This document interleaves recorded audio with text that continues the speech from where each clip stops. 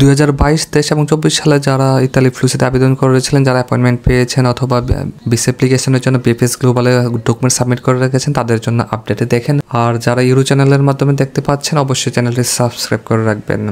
আর দেখেন, Italy sponsor visa 2023 এবং 24 ফ্লুসিতে যারা পূর্বে ভিসা পেয়েছিল এবং ভিসা পেয়ে বৈধভাবে ইতালিতে গেছে, তারা এখনও পর্যন্ত রেসিডেন্স পারমিট পাচ্ছে না, অর্থাৎ পারমিশন দি সোজর্নো আপনারা যেটা বলেন সেটি এখনও পাচ্ছে না। কি একটা অবস্থা! আর মেলোনি সরকার বারবার মানুষের সাথে মজা করেই যাচ্ছে। আবারও দেখেন 26, 27, 28 ফ্লুসিতে ফ্লুসি ঘোষণা করে দিচ্ছে। 22, 23, 24 সালগুলোকে নিতে পারতেছে না, এখন আবার একটা ফ্লুসি আরম্ভ করছে। আসলে ওদের এটা বিজনেস ছাড়া আমি কিছুই বলবো না। এরপরও মানুষ আগ্রহের সাথে আবেদন করতেছে, এটা স্বাভাবিক করবেই, যেহেতু এটা একটা নেশার মতো, মানুষ এটা করবেই।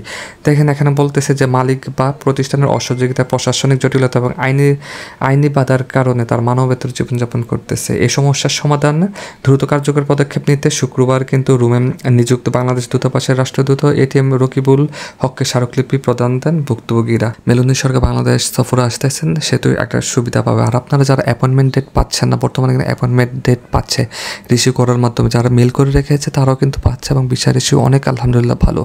এরপর আপনারা যারা এখন মানববন্ধন করতে চাচ্ছেন 26 তারিখ, আমি আপনাদেরকে বলবো যে আপনারা মানববন্ধন করার পূর্বে অবশ্যই স্মারকলিপি প্রদান করুন, সংবাদ সম্মেলন করেন, তাহলে সেটি আপনাদের জন্য আরও ফলপ্রসূ হবে।